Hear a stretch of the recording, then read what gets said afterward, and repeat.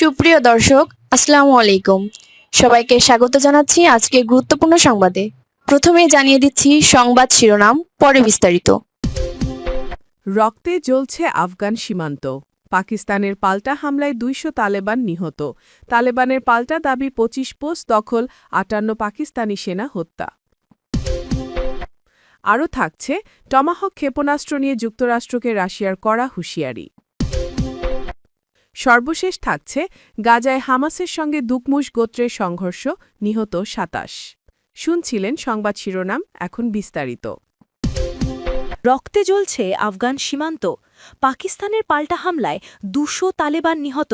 তালেবানের পাল্টা দাবি ২৫ পোস্ট দখল, ৫৮ পাকিস্তানি সেনা হত্যা। যদি আপনি মনে করেন এই যুদ্ধ থামানো জরুরি, যদি আপনি নিরপরাধ প্রাণহানিতে কষ্ট পান, তাহলে নিচে লিখে দিন শান্তি চাই। আর এমন আন্তর্জাতিক যুদ্ধ সংকটের রিয়েল আপডেট পেতে সাবস্ক্রাইব করুন আমাদের চ্যানেলটি, কারণ সত্যের খবর সবার আগে আপনি পাবেন এখানেই। সীমান্তে আগুন, পাকিস্তান বনাম তালেবান, শুরু হল রক্তক্ষয়ী সংঘাত। আফগানিস্তান পাকিস্তান সীমান্ত জুড়ে শুরু হয়েছে ভয়াবহ যুদ্ধ। শনিবার রাতভর গুলির পর গর্জে উঠেছে আর্টিলারি, ড্রোন ও কামান।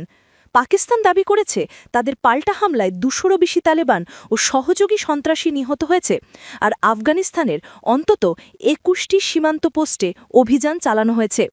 রবিবার সকালে পাকিস্তান সেনাবাহিনীর মুখপাত্র আইএসপিআর জানিয়েছে, আফগান ভূখণ্ড থেকে পরিচালিত তেহরিক-ই-তালেবান পাকিস্তান বা ফিতনা আল খাওয়ারিজের বিরুদ্ধে সুনির্দিষ্ট টার্গেটেড স্ট্রাইক চালানো হয়। আইএসপিআর বলেছে, দেশের জনগণের নিরাপত্তা নিয়ে কোনো আপোষ নয়। আফগানিস্তান ভূখণ্ডকে যদি আবারও সন্ত্রাসের ঘাঁটি বানানো হয়, পাকিস্তান তার জবাব দেবে আগুনে আগুন দিয়ে, ফায়ার। পাকিস্তানের প্রতিশোধের অভিযান, ধ্বংস ২১ ক্যাম্প, শতাধিক সন্ত্রাসী ছিন্নভিন্ন। পাকিস্তান জানিয়েছে, আফগান ভূখণ্ডে পরিচালিত এই অভিযানে তালেবান ক্যাম্প, সদর দপ্তর, প্রশিক্ষণ কেন্দ্র এবং নেটওয়ার্ক পুরোপুরি বিধ্বস্ত করা হয়েছে। আফগানিস্তান সীমান্তের আঙ্গুর আড্ডা, বাজাওর, খুররম, ডির সহ একাধিক স্থানে ভয়াবহ সংঘর্ষ হয়েছে। একজন পাকিস্তানি নিরাপত্তা কর্মকর্তা বলেন, আমরা বহু বছর সহ্য করেছি, এবার সময় এসেছে প্রতিশোধের। যোদ্ধা তালেবানের পাল্টা দাবি ২৫ পোস্ট দখল করে নিয়েছে আফগান সেনারা।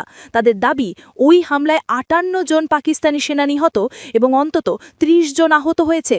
মুজাহিদ আরও বলেন, পাকিস্তান যদি আবারও আমাদের সার্বভৌমত্ব লঙ্ঘন করে, তাহলে পরিণতি আরও ভয়াবহ হবে। তালেবানের এই দাবি ঘিরে উত্তেজনা এখন তুঙ্গে, কারণ উভয় পক্ষই সীমান্ত বরাবর ভারী অস্ত্র ও কামান মোতায়েন করেছে। পাকিস্তানের স্বরাষ্ট্রমন্ত্রী মোহসিন নাকভি বলেছেন, আফগান হামলাগুলো সম্পূর্ণ বিনা উস্কানিতে চালানো হয়েছিল এবং বেসামরিক মানুষও নিহত হয়েছেন। তিনি স্পষ্ট হুঁশিয়ারি দেন, আমরা প্রতিটি ইটের বদলে পাথর দিয়ে জবাব দেব। নাকভি আরও বলেন, আফগানিস্তান আগুন আর রক্তের খেলা খেলছে, পাকিস্তান এবার আর নীরব থাকবে না। সৌদি, কাতার ও ইরানের মধ্যস্থতায় সাময়িক শান্তি। রবিবার সকালে কাতার আর সৌদি আরবের আহ্বানে দুই দেশের মধ্যে সাময়িক গুলিবর্ষণ থেমেছে। তবে আইএসপিআর জানিয়েছে, এই বিরতি স্থায়ী হবে কিনা তা নির্ভর করছে তালেবানের পরবর্তী পদক্ষেপের ওপর।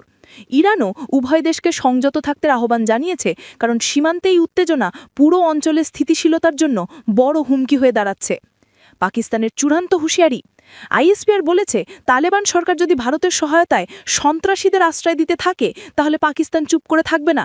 আমরা থামব না যতক্ষণ না এই অঞ্চলে সন্ত্রাস সম্পূর্ণ নির্মূল হয়। আপনার মতামত দিন। আপনি কি মনে করেন পাকিস্তান ও আফগানিস্তানে এই সংঘাত দক্ষিণ এশিয়ার বড় যুদ্ধের ইঙ্গিত দিচ্ছে?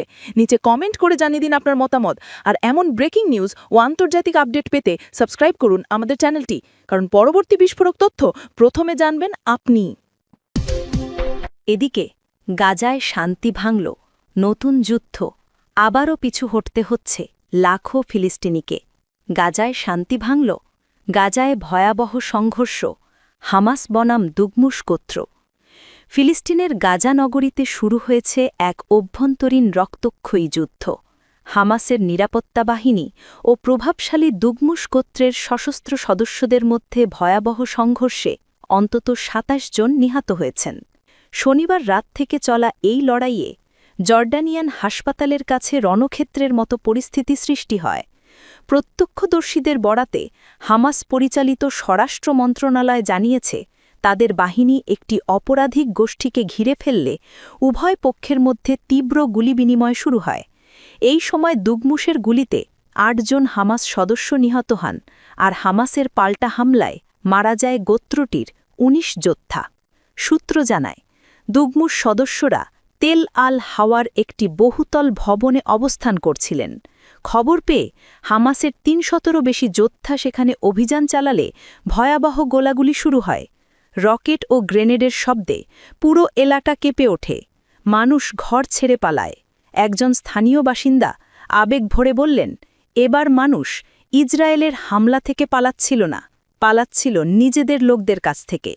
হামাসের সতর্কবার্তা, প্রতিরোধের নামে বিশৃঙ্খলা সহ্য নয়। হামাসের স্বরাষ্ট্র মন্ত্রণালয় জানিয়েছে, পরিস্থিতি নিয়ন্ত্রণে আনা হয়েছে এবং আইনশৃঙ্খলা বাহিনী রাস্তায় টহল দিচ্ছে।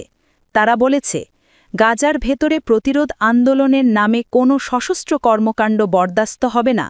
হামাস অভিযোগ করেছে, দুগমুশ যোদ্ধারা তাদের ২ সদস্যকে হত্যা করেছে এবং ৫ জনকে আহত করেছে। তাই এই অভিযান ছিল বাধ্যতামূলক প্রতিক্রিয়া।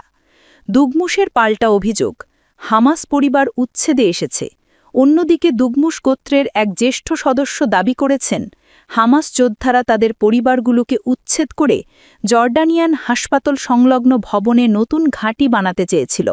তিনি বলেছেন, আমরা ইসরায়েলের বিরুদ্ধে লড়েছি, অথচ আজ আমাদের নিজেদের ভাইয়ের কাছ থেকে লুকিয়ে থাকতে হচ্ছে।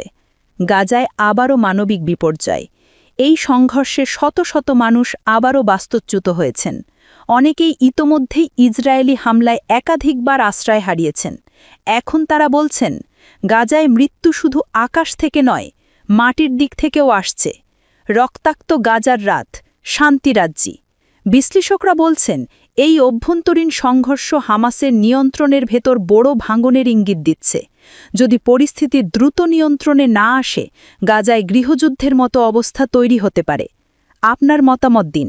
আপনি কি মনে করেন, হামাসের এই অভ্যন্তরীণ সংঘাত গাজার ভবিষ্যৎকে আরও বিপদে ফেলছে? নিচে কমেন্ট করে জানান আপনার মতামত বিষয়টাতে। আর গাজা, ফিলিস্তিন ও মধ্যপ্রাচ্যের প্রতিটি আপডেট পেতে এখনই সাবস্ক্রাইব করুন আমাদের চ্যানেলটি, কারণ পরবর্তী বিস্ফোরক তথ্য প্রথমে জানবেন আপনি।